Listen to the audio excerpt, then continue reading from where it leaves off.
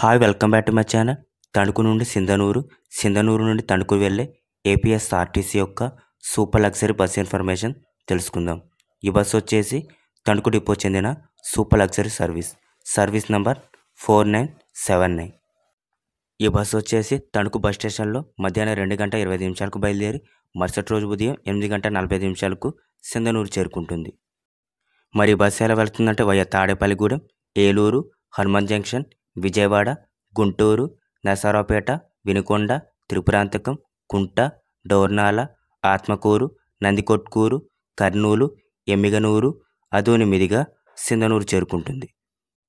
ఇప్పుడు మనం టైమింగ్స్ తెలుసుకుందాం. ఈ బస్సు వచ్చేసి తణుకు బస్ స్టేషన్లో మధ్యాహ్నం 2:15 అవైలబుల్గా ఉంటుంది. 2:25 బయలుదేరుతుంది.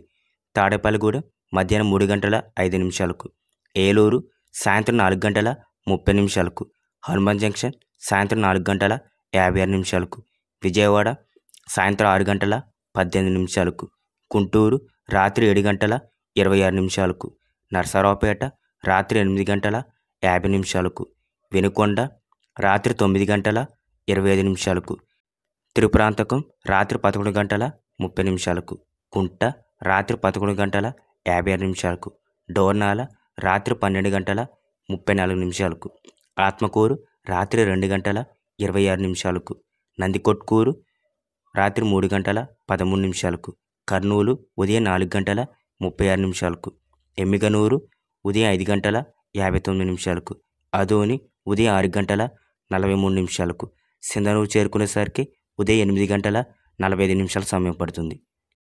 ఇప్పుడు మనం సింధనూరు నుండి తణుకు వెళ్ళే సూపర్ లగ్జరీ బస్ టైమింగ్స్ తెలుసుకుందాం.